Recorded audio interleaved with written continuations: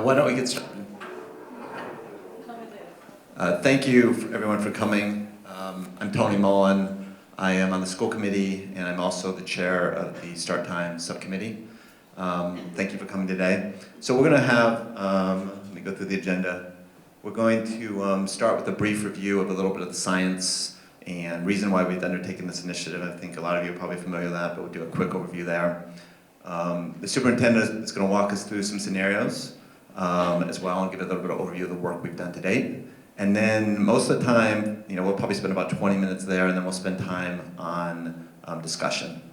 And then we'll wrap up and talk about next steps. And our goal is to get this done in about a little over an hour, so we'll get everyone out of here by 8:15. So, great. I like to stay on schedule, man. All right, great. So just as context, the subcommittee mandate. The mandate really had three pieces. One was really around kind of the drive towards a healthy and supportive community, which is one of our district goals.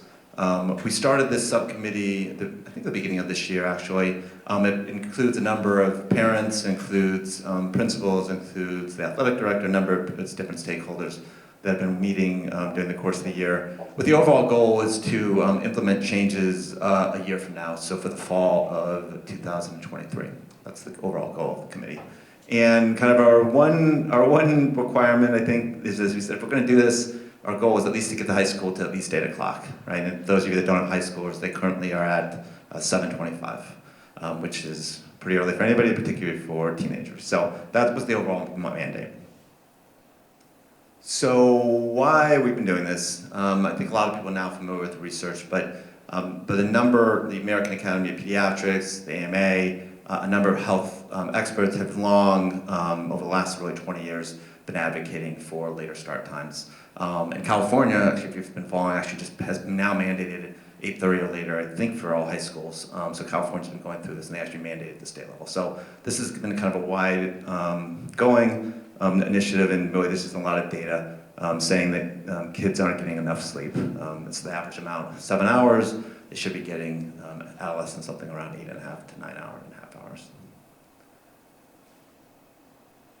And so, why is this an issue? Why can't kids just go to bed at 8 o'clock? Leave aside, assuming they didn't have homework, but let's just say, why can't they? And there's actually a lot of science that says what happens to adolescents is basically the whole clock shifts about 2 hours. So as opposed to an 8-year-old who might be tired at 9 a.m. or a 48-year-old like myself who might be tired at 9 p.m., they tend to adolescence is basically the whole rhythm of the body changes, so they really can't go to sleep. It's really hard for them to go to sleep before 10 or 11, and then the average length of the time they go to bed, actually in the country as well as the Westwood data, is around 11 o'clock. And it's not because they're lazy, it's not because they may have homework, it's not just because that their bodies have shifted, and there's a whole body of research on this that shows that. And actually, the data here says 60, so we did the survey, if you remember, back in the spring, and actually the data for Westwood, not surprisingly, matched what we see at the national level. So most kids, 68% of children, fall asleep between kind of 10 to midnight, with kind of an average of 11 o'clock. So if you do the math, and we have a 7:25 start time, and you need to wake up an hour before that, it's kind of easy to see that children aren't getting the 8.5 hours they need to sleep. Okay. And there is, before, I forget to mention, there was actually, some of you may have seen in the spring, we had Dr. Judy Owens, who is a worldwide expert at actually a children's hospital here in town. She actually did a forum that's on Westwood Media, and it's on our website. So she goes through kind of an amazing amount of research, very thorough on this topic. So if you want to get more into the research, there's that video as well. All right, so this is a school setting, so we're going to have some quizzes here. So I'm just going to kind of give, let's see. All right, which of the following impacts on teenagers is associated with insufficient sleep? Anyone who thinks A, raise your hand. How about B, obesity? How about C, absenteeism and tardiness? How about D, increased risk of auto accidents? E, decrease in academic performance? And F, worse athletic performance and injuries. Oh, good crowd. What? Very good. All of them have been associated with insufficient sleep. And there's just a body of research actually on each of these topics. A lot of impacts you can see: mental, physical, academic, auto accidents. And yes, we might be able to get more additional championships for Westwood if we change the start times as well. But that's not the primary driver. And so this is just saying, here's all the things that we just talked about. So mental health, physical issues, academic performance, all sorts of things but this has impacts. And there's also a lot of research on our website. We have a website on this as well that has a bunch of links to what research if you're interested. All right. So the next thing you're going to say, aren't there other things that impact sleep? Of course, right? Kids should not just kids. I know all of us should probably not be on our phones at 11 o'clock. That's bad for going to bed. There's other things. I know there's homework. There's all sorts of things. They have work, school. We all know that. So there's other things, of course, that will impact this. That being said, one thing we can control is we can actually control the start time, or at least have some impact on that. So that's why we're looking at it now. All right, another question. If we move start times later, high school students will just stay up later to adjust. How many think this is true? Interesting. How many think it's false? All right, well, it's false. And there's actually, of course, lots of research on this. So that's kind of one of the most common things we've heard in the survey, and one of the most common things about start times. People say, well, if you just change it an hour, they're just going to stay up an hour later. And while that may seem like it makes sense, but actually the research shows that kids still go to bed at the same time when they're tired, around 11 o'clock. So here's a few studies. There was this Minneapolis one was kind of one of the seminal work done 20 years ago. They shifted the start times, I guess it was an hour and 20 minutes. There was over an hour of additional sleep that the children got. So that was, again, they got additional sleep. Judy Owens, actually the woman that did our forum in the spring, she did a study that actually showed when there was 30 minutes change, they actually got more than that. They got 45 minutes. There's this other study that I think shows that actually when they changed an hour, changed a little over to 8:55, you went from 33% of children getting, I think, 8 hours more to 66% more hours. There's a lot of other studies. If you look at the studies kind of across the board, basically, on average, if you increase it an hour, change the start time to an hour, it leads to about 75% of that being additional sleep, so 45 minutes. Now, different studies have different methodologies, but that's kind of a rule of thumb. So the research does indicate pretty successfully that actually changing the start times does lead to additional sleep, which is really the impact. And the other piece is actually, I didn't mention, it also leads to actually more impact sleep, because if the whole body rhythm, if they sleep later, they're getting more of a deep sleep as opposed to waking up early when they should be awake. So, good, all right. All right, this is our final question. This is the hard one. How many high schools, so we're in the Tri-Valley League for those of you that have high school children, but how many high schools in our Tri-Valley League of 12 schools start before 7:30 a.m.? Including ours. A1, B2, C3, D4, E5. Lots of alignment. Wow, Westwood ranks very successfully right there at the bottom. We're the only one currently that start before 7:30. So maybe not the ranking we want, but that's the reality. The part of the reason I do want to, this I think is important, is beyond the fact that we're laureates, is maybe a generation ago, 20 years ago, one of the common reasons a lot of schools, or even 10 years ago, wouldn't pursue this is that, well, what about athletics, right? If you start at 8:30 and everyone else is at 7:30, doesn't that put you at a disadvantage? So part of the reason we show this is there's actually been a lot of movement. Dover Sherborne moved a few years ago. Norwood, many of you probably know, just moved this year. A lot of these other schools moved a while ago, but there has been a lot of movement over the last several years. So if we were to shift start times, it's not the same. And even the athletic director says that. It's not like it was 10 years ago where we would be out of whack. So I think that's another good thing that's going on in our local Tri-Valley League. And with that, I'm going to hand it over to the superintendent. Tony, hello. For those of you who may not know me, I'm Emily Parks. I'm the superintendent of schools. You probably have seen me on Zoom at some point over the last couple of years. I actually want to say one other thing on the athletics issue. because some people have asked about start times for games, and the way that we're functioning right now is that the school that has the later start time basically drives the schedule for the game. So we actually end up kind of waiting around for other schools to dismiss. I think the concern is, would our kids need to get dismissed early? That does not appear to be the case at this point.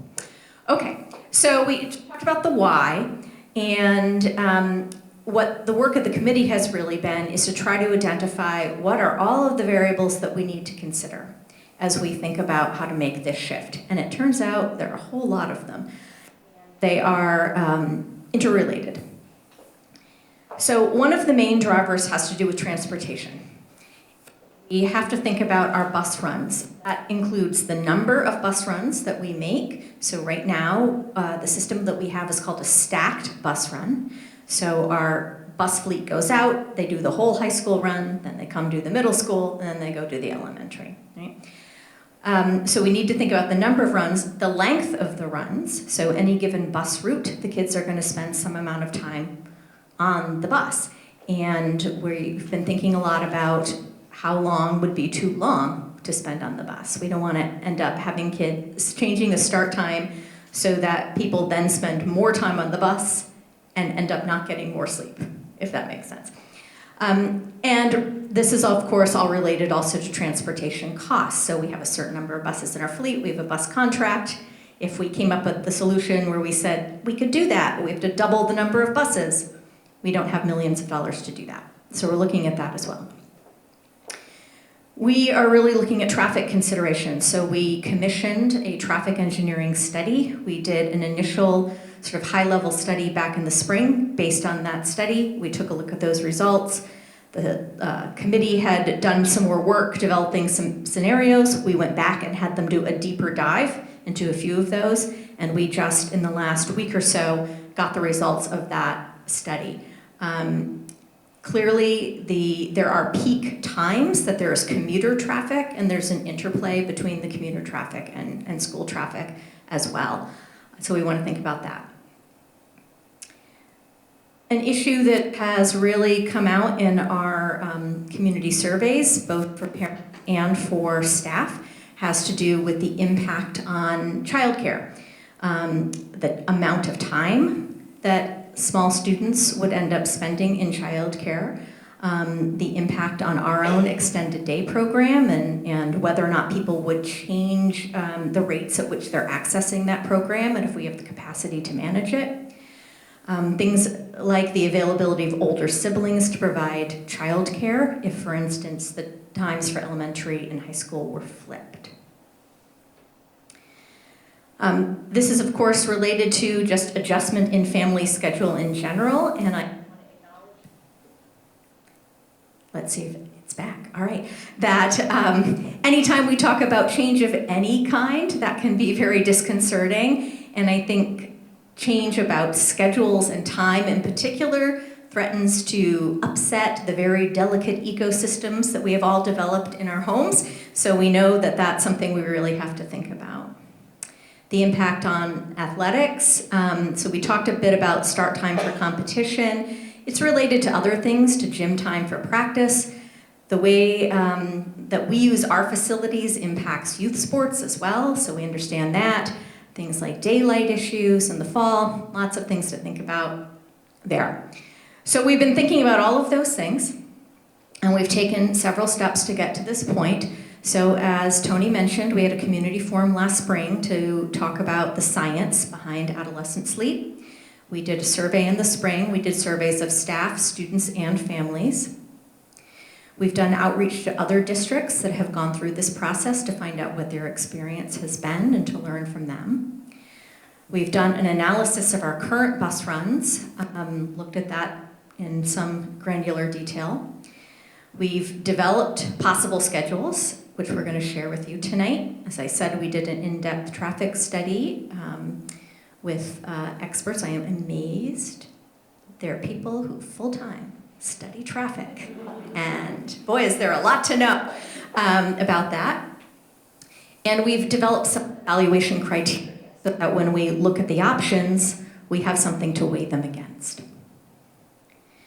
So the criteria that we're looking at here has to do first and foremost with the degree of change in secondary start times that leads to increased sleep.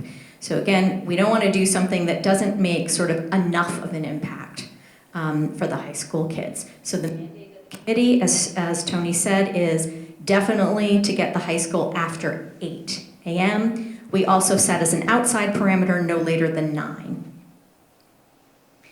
We of course are looking at cost to make sure that we don't come up with something we can't afford. We looked at the feasibility of the scenarios based on the traffic study, the impact on parents and staff work schedules, particularly the impact on childcare, potential impact on athletics, and also after-school activities, including high school work schedules. That was an interesting thing from my perspective that came out of the student survey. We had a number of kids talk about jobs that they have after school. At some point in this process, we were intrigued with the idea of trying to align the middle school and high school schedules so that we could potentially share staff in some creative ways. And we agreed that if we could figure out a way to do that, that would be great, but it would be relatively low priority because that wasn't the original mandate of the committee. And then something we have heard from people about is looking at the early end of what would be realistic for elementary students for morning bus pickup, hopefully to avoid having little kids out in the dark.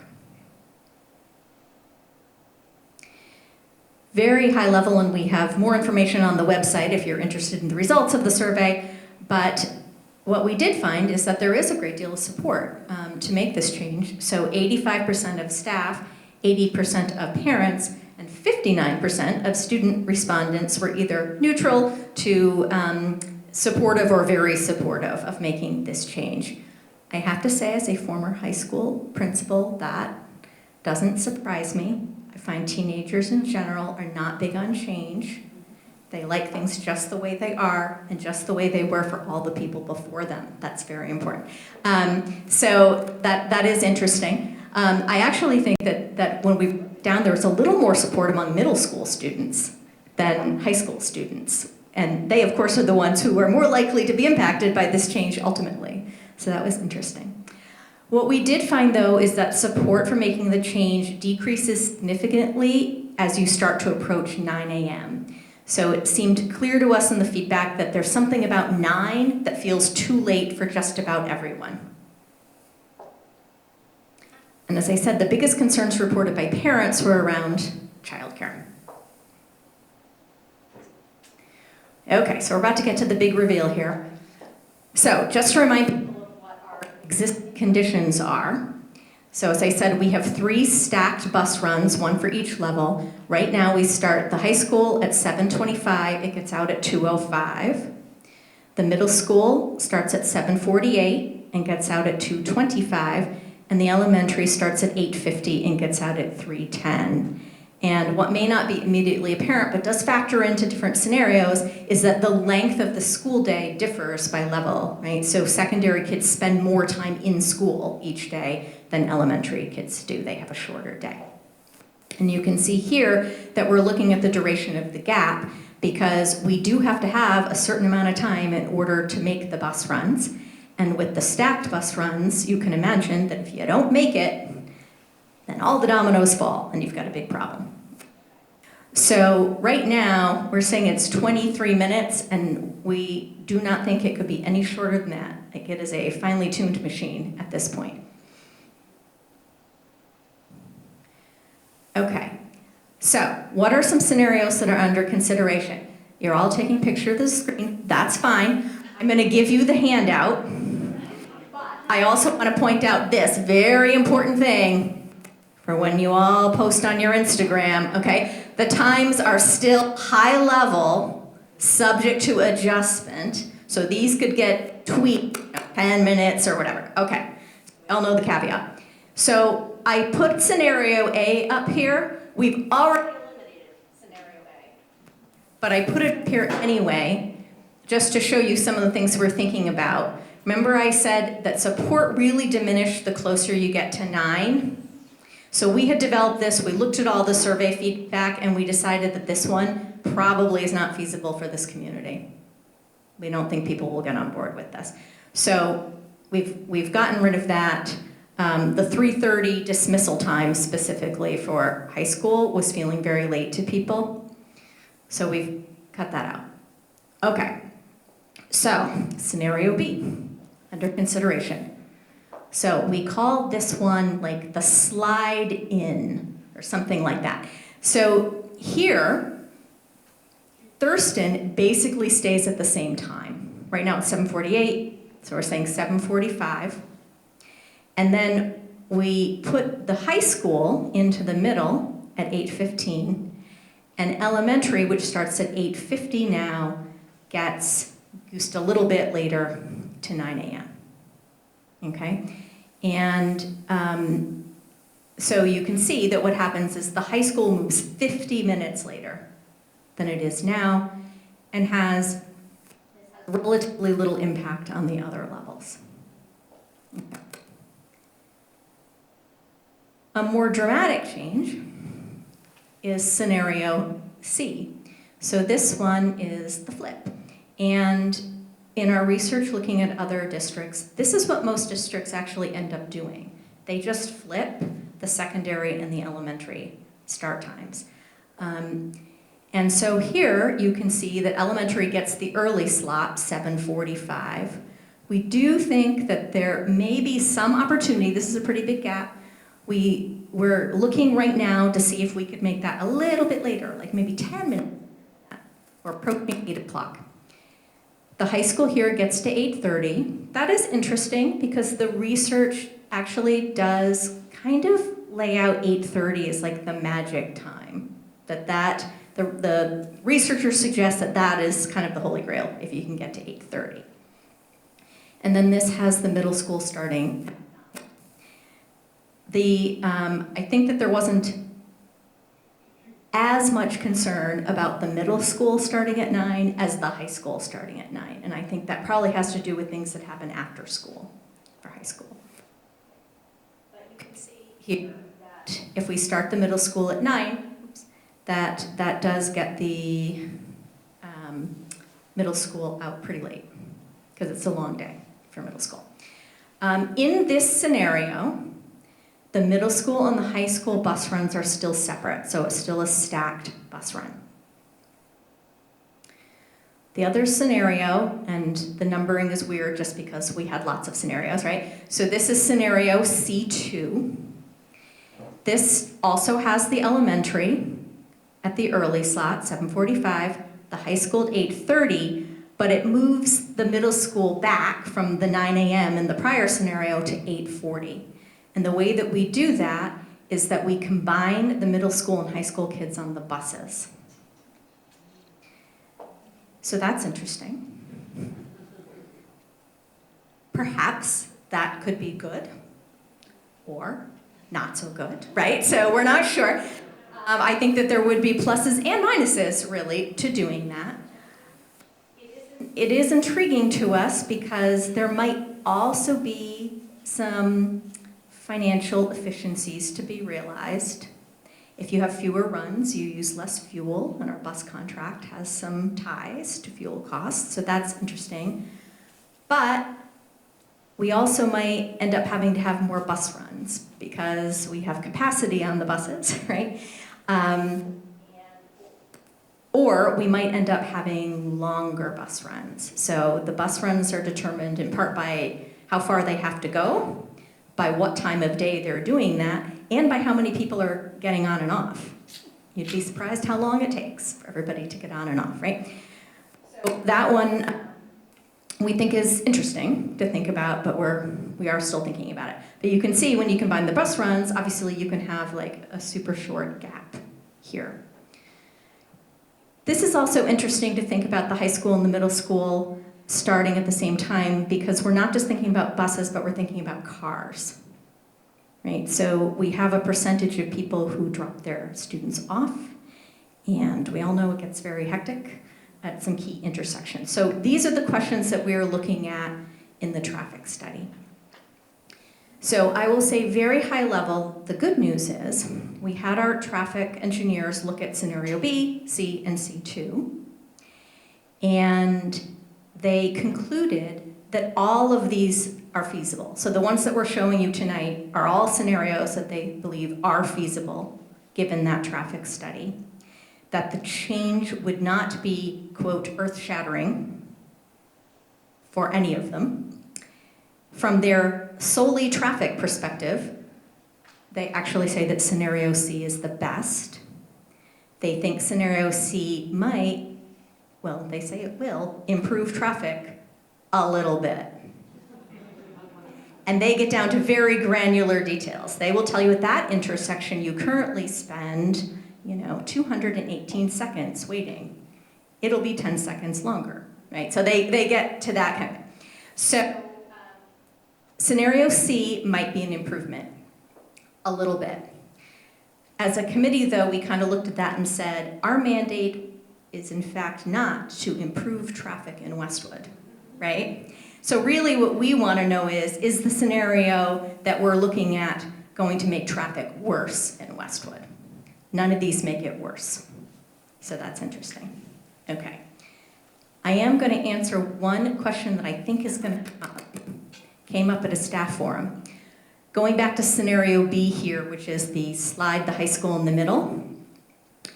The question that we get asked is, did we consider a scenario B with a combined bus run for middle school and high school to try to get the middle school later?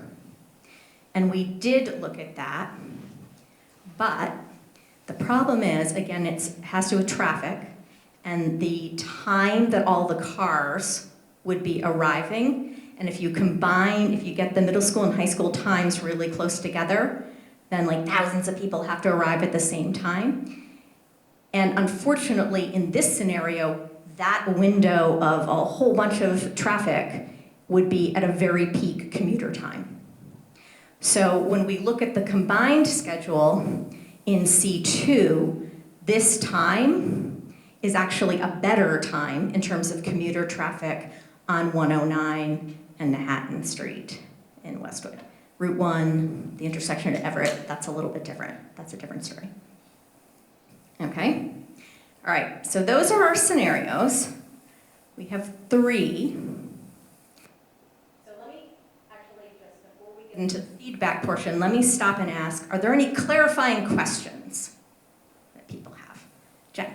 So the research is on adolescents and that's considered 10 and above, is that correct? No, so Tony will be better versed in this than I am, but really there's a lot of research on, certainly the sleep cycles change over the course of your life, right? So it would be different for different age groups, but I don't know that the 8:30 thing is as early as 10, is it? 10 years old? Maybe. Yeah. It's middle and high school, so Yeah. I'm wondering if we should be Thinking about them as well. Yeah, I mean, that is definitely something to consider. Yep. Any other clarifying questions? Ma'am? So you said that the 745 might have a little bit of wiggle room. Is that Mhm. true in all 3 scenarios? No. So let me think about that for a second. So is that true in all 3 scenarios? Maybe is the short answer to that. So this question came up last week at the staff forum, and we have our bus coordinator looking at it right now. So that's possible. Yes. As far as the bus schedule goes, Mhm. are there buses full for high school and middle school? I would think that a lot of people take the bus. Yes, so certainly ridership does decrease the older kids get because they get driver's licenses and they begin to drive. So that is true. Are the buses full? So I would make a distinction. There's registered for the bus and therefore guaranteed a seat and actually stepping on the bus in a given morning, right? So those aren't necessarily the same thing. The other variable is often our buses are not full because it's again related to how long kids are going to spend on the bus. right? So if we said, we're gonna get 44 kids on this bus, right? It might be that we have to drive around and pick up so many kids that it just really lengthens the bus run. So it's a complicated question, I guess I would say. I guess I'm asking because would it be helpful if, I guess if this is me in this scenario, I drive my kids to school, but I'm registered for the bus. So would it be helpful if we do register for the bus? I mean, yes, but it would only matter like the volume at which that would happen. And so we tried, yeah. We don't have a problem with the buses being full. No, we don't. We do not have a problem. Yep. So I'm an elementary school kid's mom, so how is the childcare and extended day program? Because I was pregnant this year and just figured out a schedule, so we like to know like how does that impact? So I will say that these changes are not related to how much capacity we have in extended day. In terms of the number of slots, that's a separate question. What we're looking at, though, things like if the elementary school started earlier, one, we might not then offer before school, because it's still pretty early, but the length of time that the afternoon program would be open would be longer, right? So that's one thing we're thinking about. I will say that a big driver for us, and this is pretty significant when we look at something like this, is that part of the issue with extended day that is a significant issue has to do with getting enough staff. As we're all reading the papers, you know that the candidate pool to hire people right now is very different than it used to be. And so we are really struggling to be fully staffed. In addition to that, we employ high school students at extended day. And so when you flip elementary earlier, those kids need to go to extended day, and the high school kids aren't available to work. So I put that out there because that is a very real issue for us as we're evaluating these, right? So sometimes there's the ideal, and then there's what we can make happen in reality. Thanks. Are we still on clarifying? We're on clarifying questions. Yes, yes. Where are we in the process? Has it been decided by some committee that this is going to happen? And we just need to make sure how? Yes. Or is staying with status quo out? So the school committee formed the subcommittee and gave the subcommittee the mandate, come back with a recommendation to get us past 8 o'clock. So they did that. So they didn't take a vote, but the fact that they did that suggests to me that we're moving in this direction. They're going to be discussing, having an initial discussion as a school committee. I mean, they've been getting updates for month after month, right? But they're going to be having a discussion at the October meeting, and the idea is that at the November meeting, they'll make a decision. Yes? I think this is a clarifying question, but I'm curious how the traffic study factored in the pandemic. Because spring of 2022 is not normal. Even though it seemed like it was, traffic-wise, it was not. Yeah. So the second round of the traffic study happened later than that. So it happened, they did car counts again 2 days in August, and then we're thinking, what about seasonal differences, right? That's what I was thinking when I read the report.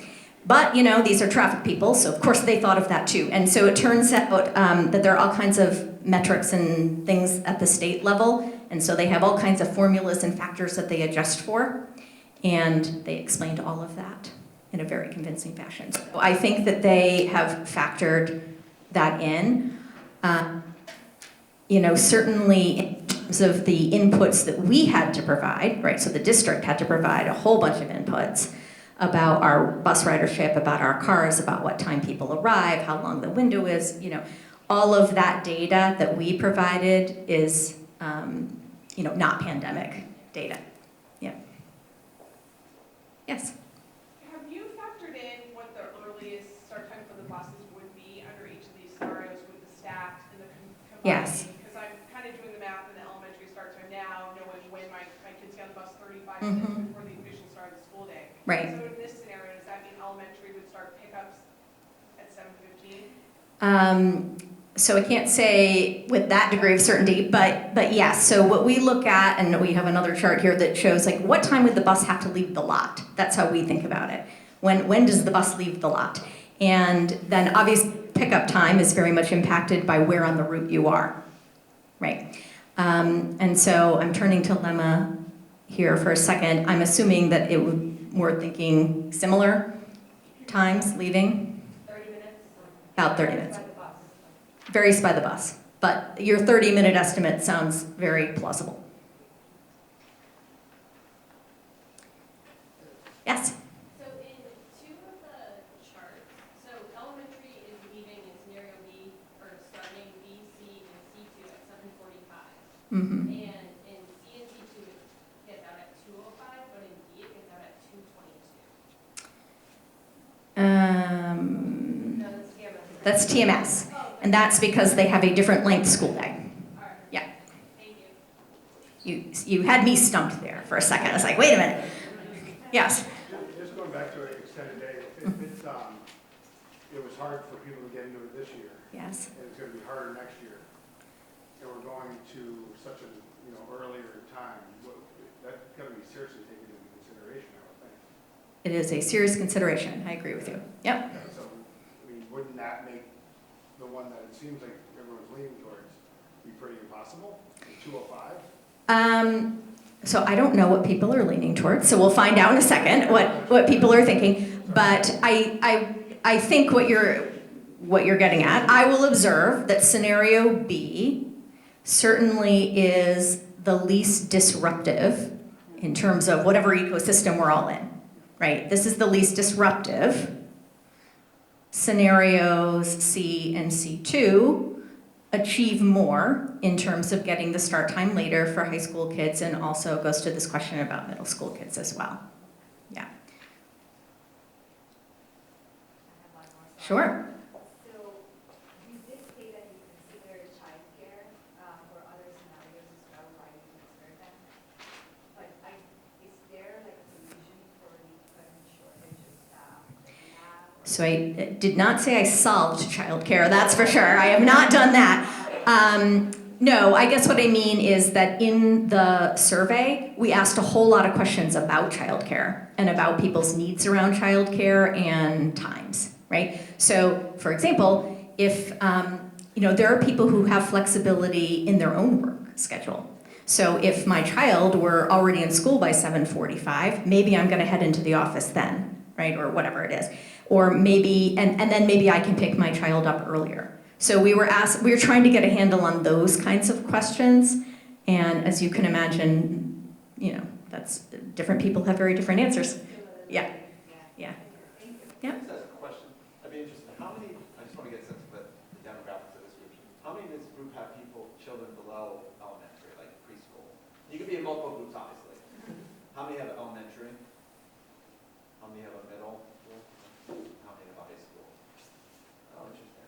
Okay. Got all the perspectives here. Okay, Yeah. thank you. And of course, if you have a child in preschool, you're about to be in every one of those groups, right? So you've got to think of these scenarios across the span of the next decade or so. Okay. All right. So any last, yes, clarifying question? And would this start next year? So this would start fall of 23. Yes. Yes. And just with the survey numbers, I think you said 85, 80, and 59 were in support or neutral. Mhm. What was the actual in support? I don't know that off the top of my head, but on our Start Times website, all the data is there.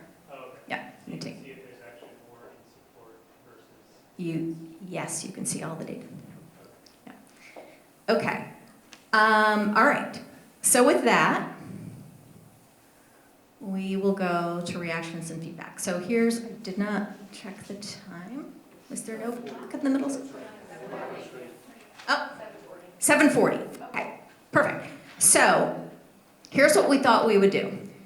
We're going to ask you to break yourselves into some small groups quickly. Feel free to move the chairs around. And we want you Think about the pros and cons of each scenario, and using the evaluation criteria as the guide, it's on the back of your handout, right? So sort of weigh them. And we're curious in your breakout group if there is any consensus about what is the most favorable. Okay? And then we're going to ask you to post the ideas from your discussion. I realized a flaw in my plan, but I'm going to fix it. So we have 3 easels here. I'm going to label them, scenario B, scenario C, scenario C2. And then I'm going to use this whiteboard up front for like any other additional comments. Okay? We're going to give you some post-it notes. And if you can, put ideas from the group on stickies. This is very important. 1 idea per sticky. Right? 1 idea per sticky. And then you can post them. So if you have thoughts about scenario B, thoughts about C, C2, and anything else. And when you post them, read what other groups have put up there. And if your idea is thematically related to somebody else's, then stick it close to that note so that we can see what themes start to emerge. Okay? And so we'll spend, say, 15 minutes on that, and then we're going to see what we have, and we'll do sort of a full group wrap. Yes? I have what I think is now a clarifying question. Yes, okay. So can I ask one question? You mentioned athletics a lot as it relates to the high school schedule, and you did reference that you thought about the impact on youth sports. Can you talk a little bit more that in these scenarios, I think it's important for this, if the high school's getting out and theoretically starting practices an hour later than they do now, I just think of it, okay, everything dominoes down an hour, and youth sports are now going to get time even later. I worry about creating a scenario where we have young kids practicing later, cutting down on their sleep, or parents having to make decisions about what they do, what they can and cannot do. So have you really done the kind of really the logistics of thinking through that hour impact that now young kids can't start practices at 2 o'clock. You don't have the volunteers. You don't have the parents work. I can't go coach a team. I think you have an important idea for a sticky that you should put on a. Yeah. If it had actually been kind of fleshed out a little bit. No. I have to be honest. So in terms of our actually having like the data about youth sports schedules and field time no, we have not dug into that. Okay. And then my second question would be the rec offers a lot of earlier programming for elementary school kids. Has the rec been brought into this discussion about what they could do earlier, understanding a lot of their staff are also high school kids? But are they been brought into this discussion at all? Not recently. So I think that would be a good thing to go back. Thank you. Yeah. Just to clarify. I have a question. Has the committee looked at real data about schools that have done this and whether or not kids are getting better or more sleep in high school? I'm a teacher and we piloted something like this for a month. And again, it's a private school, it's a different scenario, but our kids basically said like they go to bed and wake up early to finish their homework. So was it having the desired effect? And I didn't know if you've gotten hard data on whether or not the desired effect has been. So, we have done that research, but there is a huge body of research, major research studies, and so suggest that there is a real impact that kids do get more sleep, as the start time changes. I've done visits to other schools, I've done focus groups with students in other places where they've made the change with parents. That's anecdotal evidence. What has the impact been? Yeah, but we don't have that. Yeah. Okay, so does everybody understand the plan? How do you want the breakout? People break out? So I think that we should break into groups of, say, 4 or 5, and I literally think you should just select your chairs, and if you were my class, I'd make you count off, I'd assign the groups, but you can probably just, right? Okay, so I'll let you know when we getting back together.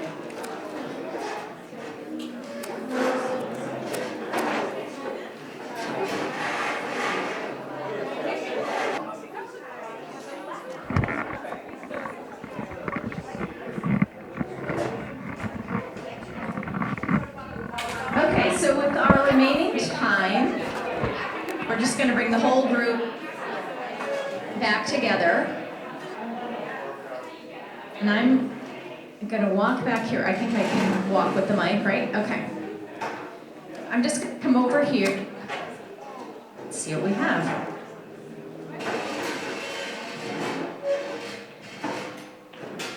Okay.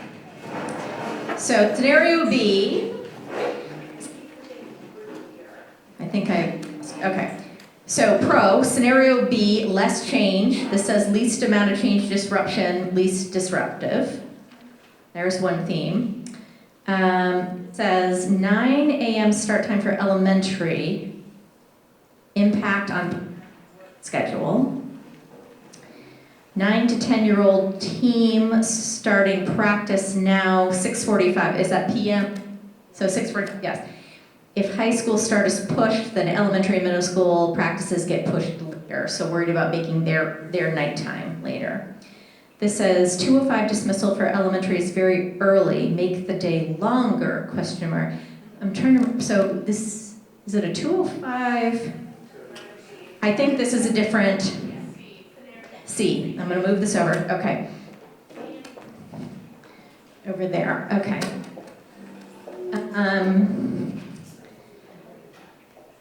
Scenario B, Says, can the bus routes really make it in this time frame? We think the answer to that is yes. We think that is feasible.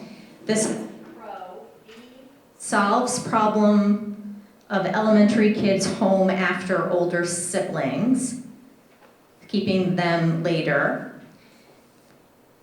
elementary kids get on the bus in the dark. I think that, so it's over here, right? Yes, that would be if we move them early. Okay.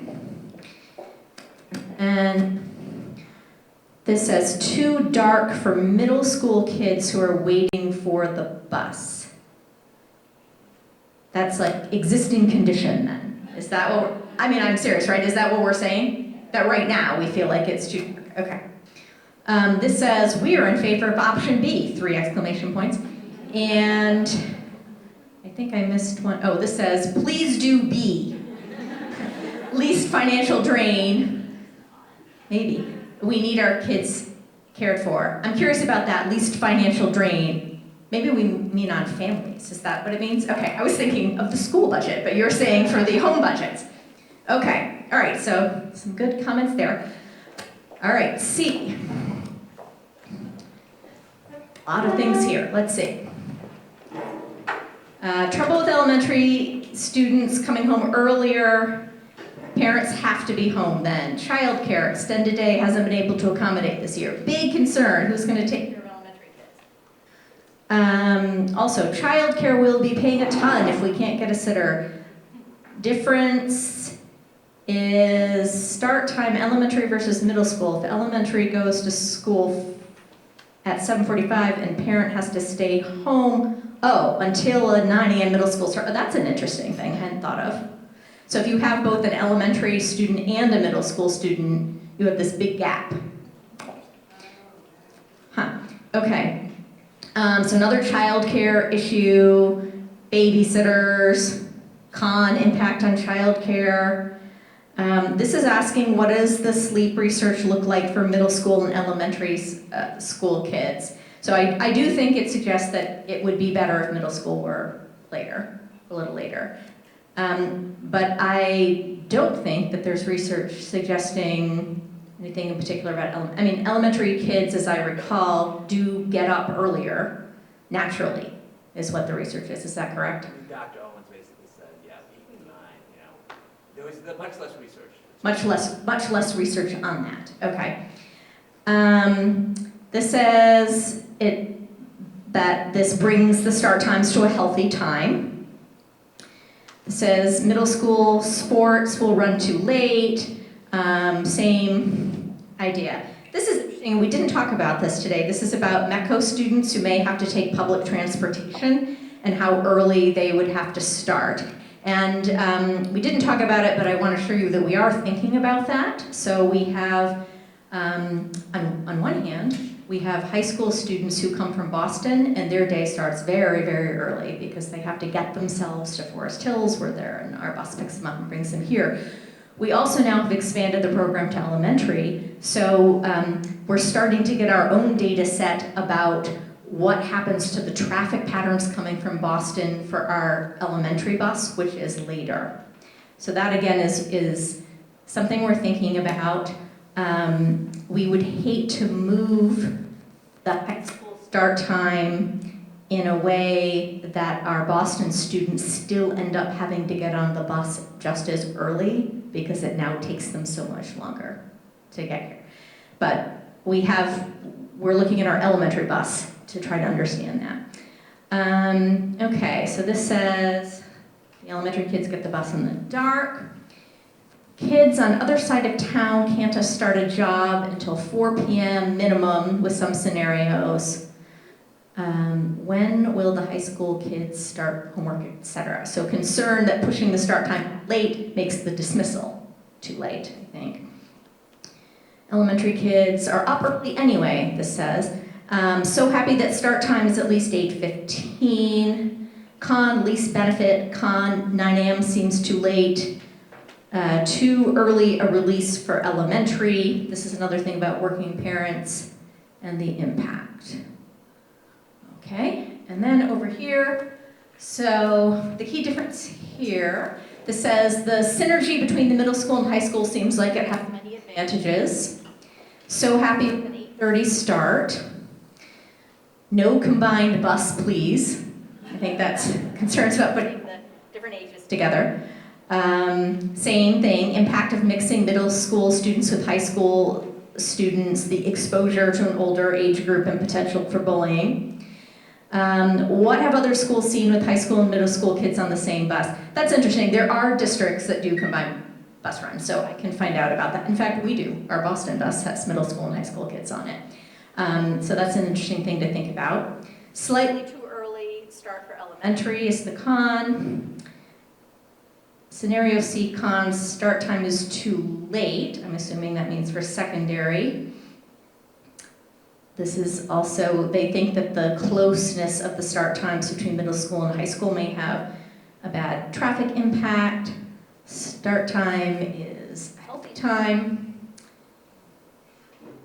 Then it's concerns about our paraprofessionals that we also employ at extended day. Youth sports, lack of fields. This is a comment about technology. Affecting circadian rhythms. Can high school teachers assign less technology-based work? Over. During research study 2006, were subjects using as much technology? Probably not. That's something to think about. And then this, a pro may not need early AM care. So there you have it. Okay.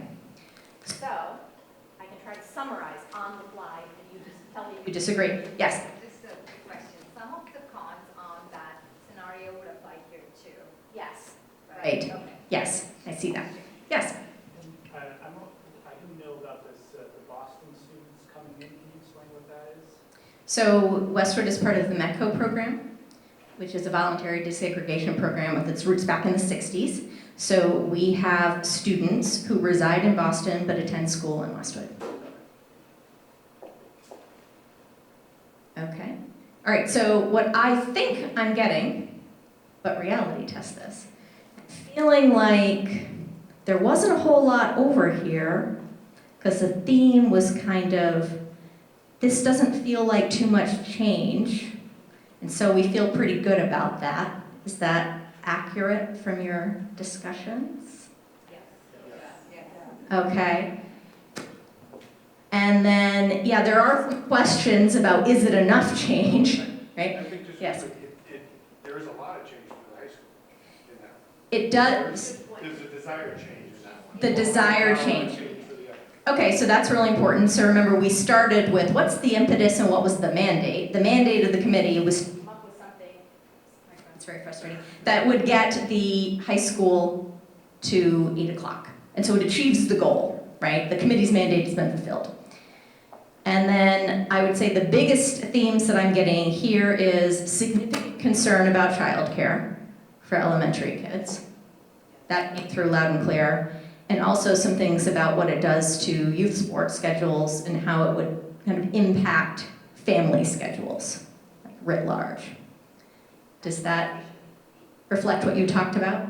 Yes. Actually, one thing too, if you start the elementary at 7:45, I think a study or just something that we should really look at is they're getting out at 2:05. The high school is not practicing, they're probably done at 6 on the fields.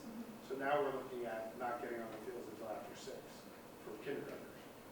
So, I mean, that's real disruptive. Yep, I think that, yes, and I think that I definitely got that feedback here. Did I see another hand there? Yes. Yeah, how many, like, do you have an idea of how many high school students are actually helping out on extended data and lose? So they're actually employed. They are part of our staff, and I'm looking to Lemma because she probably knows. Probably 10 to 15. 10 to 15. Yeah. So is there a chance that you would have a better ability to hire people if there was more hours for them to work?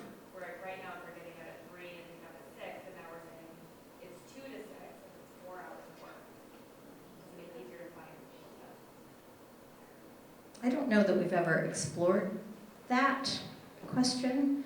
I'm not sure. Would you be willing, because, I mean, I have two left, one graduating, one who's a sophomore, and now you'd be, I like the way it is. I do, and for me, the latest I'd like to see is just like 45, but that's just my personal opinion. Would you ever consider a program at the high school, and I know they get paid, where part of the curriculum would be to go over and add to the after-school program, and then they get credit, and even if you could make it like a college credit, or maybe they could get paid. So the last period of the high school day would, you know, you fulfill whatever time you have to be in school, and now you're helping out the parents, so that it could become a big financial burden on these elementary school parents, or maybe they don't even have placement. There may be a drive with the So seniors. just an interesting question, and we actually do have an early childhood course In our social studies department, At the high school, and they have had site-based experiences in our elementary school, so that's certainly in the realm of possible. I will say that what we did find is, you know, in a context like extended day, you really have to have total reliability, that people are going to show up at the appointed time or you have a big problem. And we didn't always have the case in the early childhood classes working in some other contexts. So we would just have to think about that. I mean, I would also say that it would be valuable if we perhaps could get more high school students to work an extended day. The bigger issue with extended day is how many adults, right? Because even the high school students have to be supervised by an adult in that context. So, Can I suggest that before the October school committee meeting, or definitely before the school committee makes a vote, that there needs to be a much more thorough analysis done of what would happen with extended day. Like, it's very hard to look at the scenario C in any way without understanding what the plan is for extended day opportunities for families. There, in my opinion, there is no extended day in the city. You cannot recruit, where are you going to get 10 to 15 people to do it at all?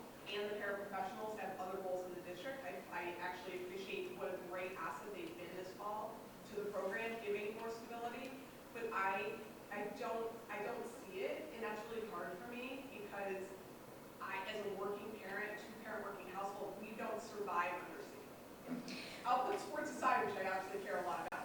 My family doesn't survive under C. And Yeah. I want to be really blunt about it. so I would. well, I appreciate that comment, and actually at last school committee meeting in September, we established a working group about extended day. So we're looking at many, many facets of extended day right now.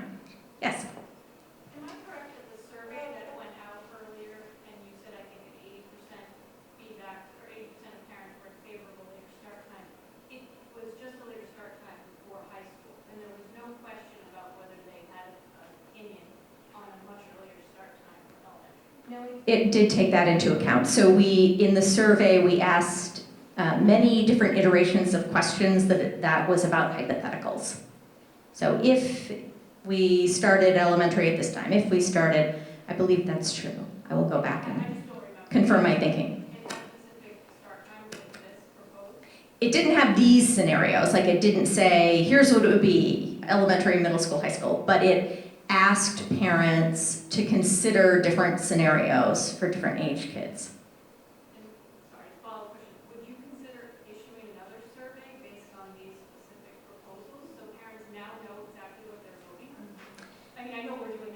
Yes. Because we aren't voting, and I always make that clear to people, so we're not, but we certainly would, they're voting, but we certainly would take some input on that. I think it's wonderful that Westwood Media Center is videoing this, because what I find is we get better feedback from people who get educated first, right? So, and I've been trying to sort of keep the communication out there. We have the Elementary Start Times webpage. We did the forum. We're encouraging people to look at the research. So I would say anything you can do to get your friends and neighbors to understand what the issue is would be great. And certainly I think we We're gonna have a could lot do of- more. I'm just cognizant, we will stay here afterwards for questions, because I'm just cognizant of staying on time, but, we Yes. welcome us to stay here for questions. We can certainly stay here. And I should note, you all came here tonight to get educated. So thank you very much for doing that. We really appreciate that a great deal. This has been very helpful. And so we will take all of this feedback. We have our subcommittee meeting next week, and we'll take a look at that, and we will pass it along to the school committee. And Tony and I are happy to talk to anyone who has further questions. Thanks so much. Thank you.